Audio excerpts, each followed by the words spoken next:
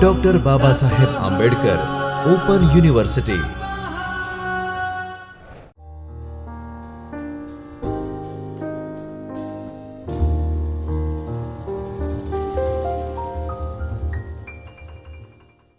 Hello everyone, welcome to Chaitanya Studio BBA lecture series of Dr. Baba Saheb Ambedkar Open University. Today I will teach you Unit 1 of Block 2 from Principles of Management subject. The first unit of this block is about planning and decision making. The learning objectives of this unit are to understand the meaning, features and the process of planning. The next objective of this unit is to understand the importance of planning. The third objective of this unit is to understand different types of plans. Next objective of this unit is to gain knowledge on decision making process. And the last objective of this unit is to understand the guidelines for making effective decisions. Now, look on to the topic of this unit, that is planning.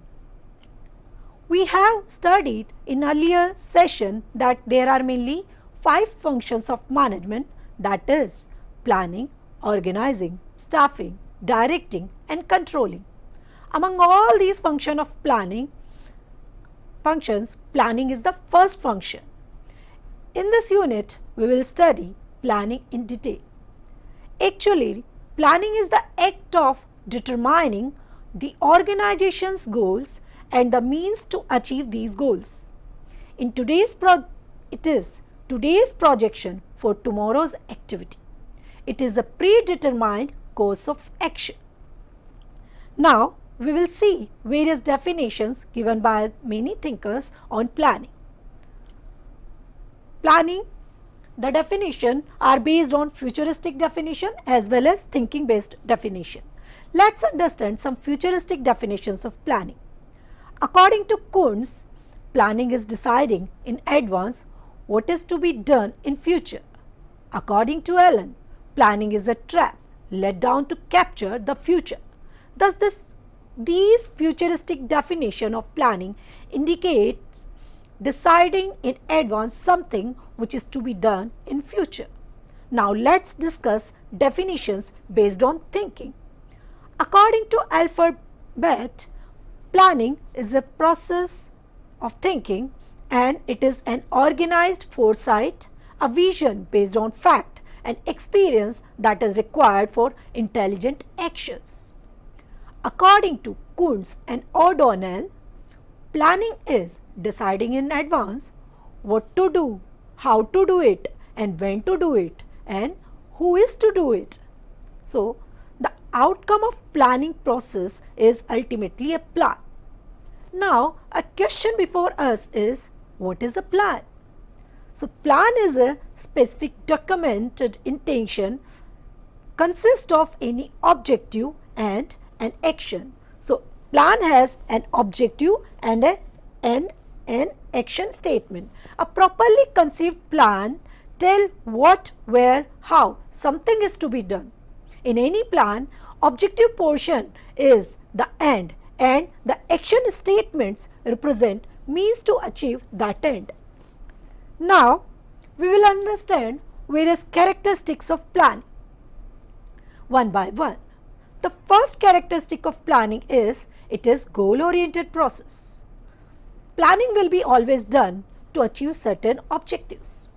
Thus, it shows a sense of direction to various activities. This character can be understood with this example.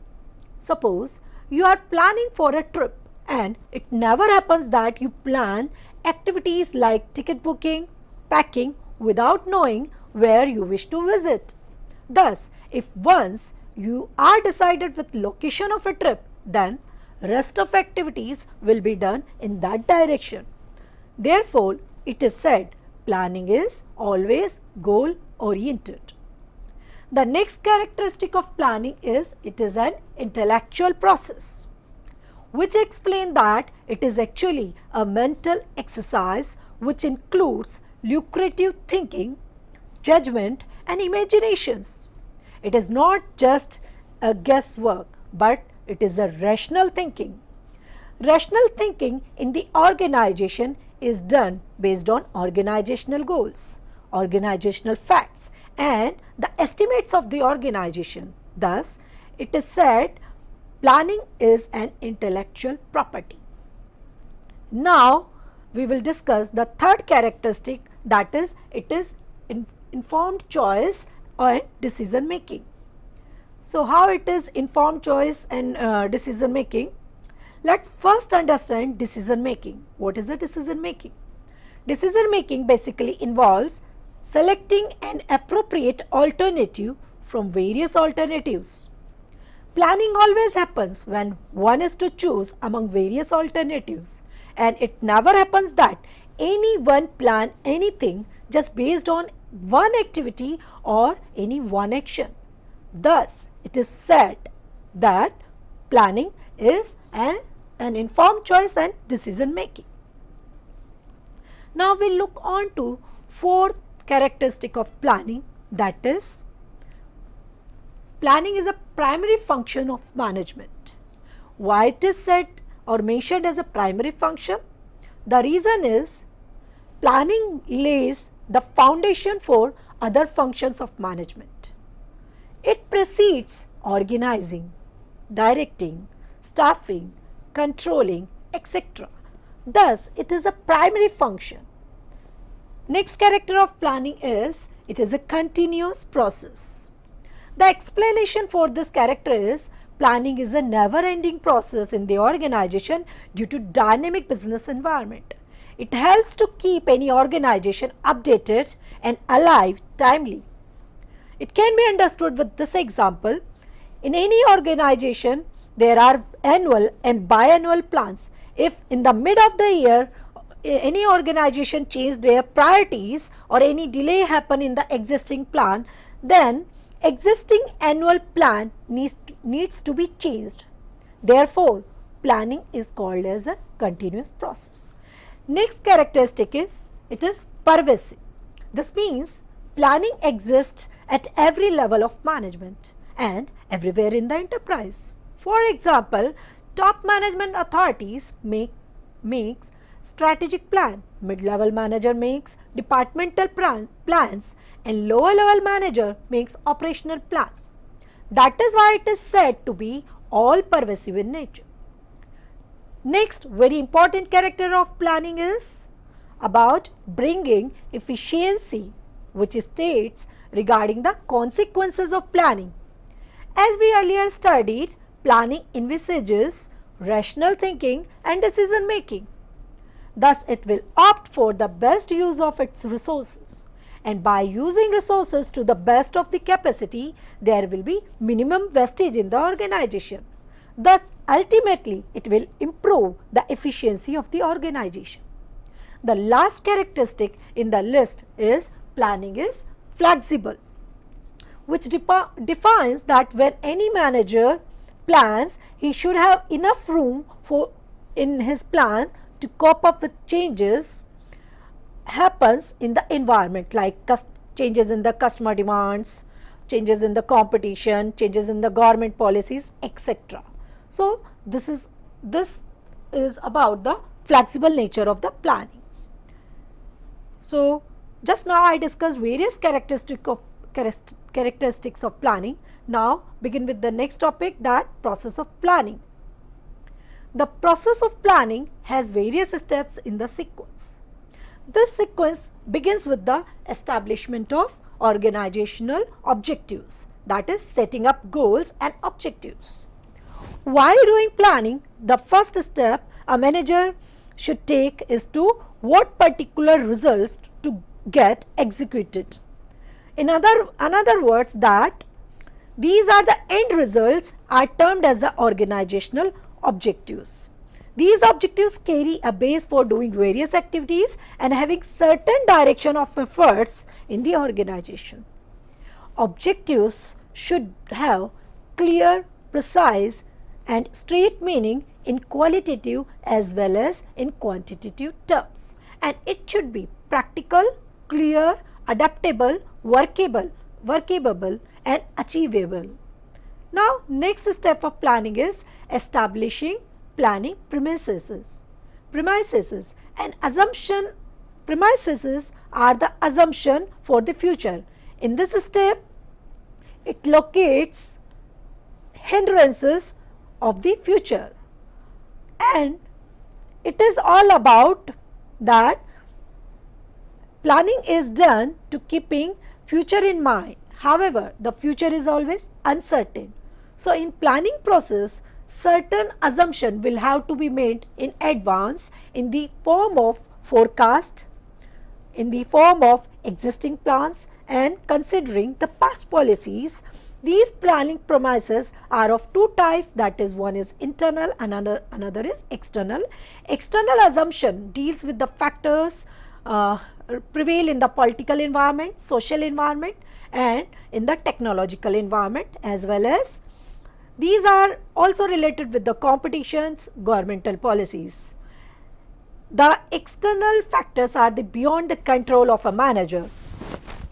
On other hand, the internal premises are all about the policies, availability of the resources or the direction of the management given in the organization. So, setting premises is a necessary step in the planning. Now, we will focus upon the third step, that is choice of alternative course of actions.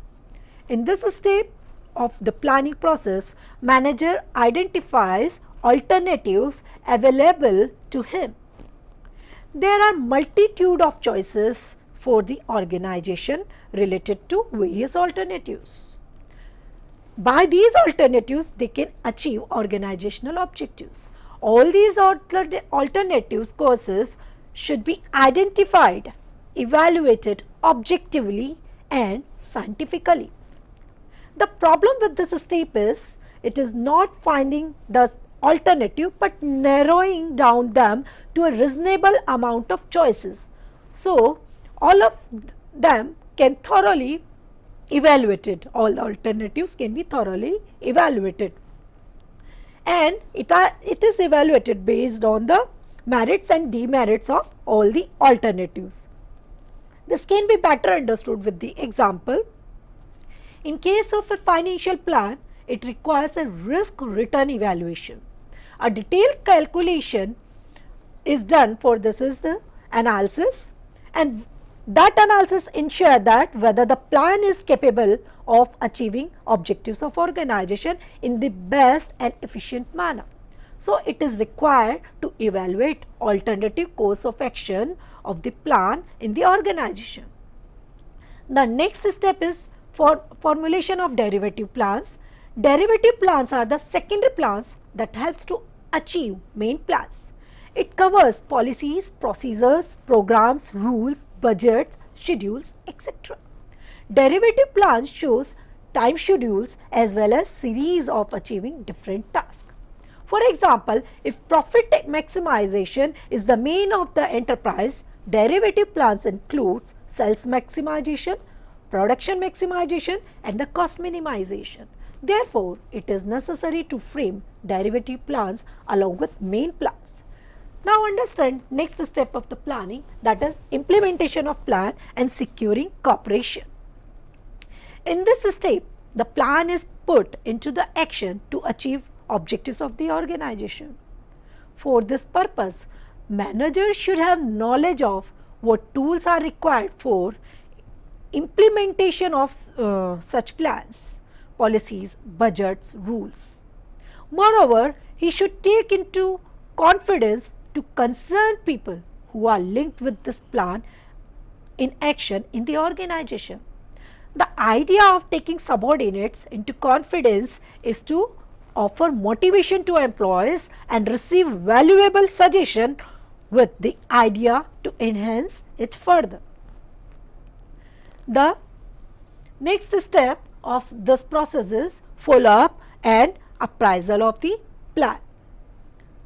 This step continues after the implementation of particular plan. it is advisable to judge the performance of plans. Therefore, the management collects feedback and information from various departments regarding how effectively a plan is working. He collects this information from concerned person to take a judgment whether the plan is up to the mark or not. With this, the management can take a step to correct deviations or attempt to modify existing plan if required. And this follow-up step makes a link between planning and controlling function. So just now I have explained all the steps of the planning process. Hereafter we will study different approaches to the plan, which is all about how planning is done in the organization. There are various approaches to the planning based on the extent of participation, authority, delegation and competency level of manager working at various levels. These approaches are top-down approach, bottom-up approach, composite approach and team approach. Let's understand each approach in detail. The first approach is down approach. In this approach, management defines the mission, lays down strategies and specific actions of plan to achieve the stated goals. Thereafter, these plans are then passed on to the people working at lower level. This top-down approach usually followed in family-oriented enterprises or in such organization where authority and responsibility of planning is centralized at the top level. The second approach of planning is bottom-up approach. In this approach, management invites lower level manager at every step of planning. Their inputs are asked for achievement of organizational goals. If the lower level manager are considered in the participation in the or they are participated in the preparation and implementation of plans, the loyalty and commitment of their part would go up automatically. And let's look on the next approach, that is composite approach. In this approach, a middle path is chosen to facilitate the smooth implementation of the plan. Here, the top management offers guidelines, set and see the boundaries, encourage the middle and lower level executives to come out with the tentative plans. So, in composite approach, tentative plans are prepared. The next approach is team approach. In this approach, a team of manager having requisite experience in various functional areas draft plans taking internal external factor into consideration. Thereafter, tentative plans are forwarded to the top level of management for approval. So, this was in team approach that the tentative plans is forwarded to the top level authorities. Now, let's understand the next topic, that is importance of planning. As we know, planning is one of the most important and primary function of the management. There are various facts behind why planning keeps this extent of importance in the organization. The first importance of planning starts with finding an objective, which explain that with the help of planning, objective becomes clear, very specific. With the help of planning, it is decided where we want to be in future. That is, the direction for various activities is established in the beginning. The second importance of planning is it reduces the risk and risk of uncertainties.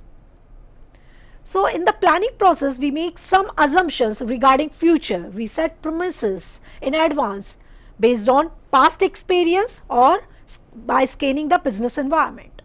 This practice enables them to face uncertainties and to face unexpected situation of the environment. Therefore, planning reduces the risk of uncertainties. Now let's discuss the third point of importance, which is planning facilitates coordination. This is very simple to understand how it helps in coordination in the organization. It is seen that planning always focuses on organizational goals, and each department makes all their efforts to achieve these goals altogether. Thus, activities of each department work in combined and harmonious manner to achieve these objectives. Thus, planning is said to be facilitates the coordination aspect. The next importance, planning improves employees' morale. Through planning, employees come to know what is expected to them.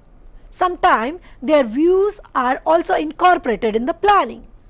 Therefore, it boosts their morale. Next point, that it helps in achieving economy. The explanation for this point is a good planning result safer economy, as it leads to allocation of organizational resources in optimum manner, which ultimately affect the correct use of resources and reduces wastage in the economic operations. Next importance of planning is it facilitates controlling. This point explains that an effective system of controlling is impossible without the presence of well thought plans. Planning establishes standards for controlling.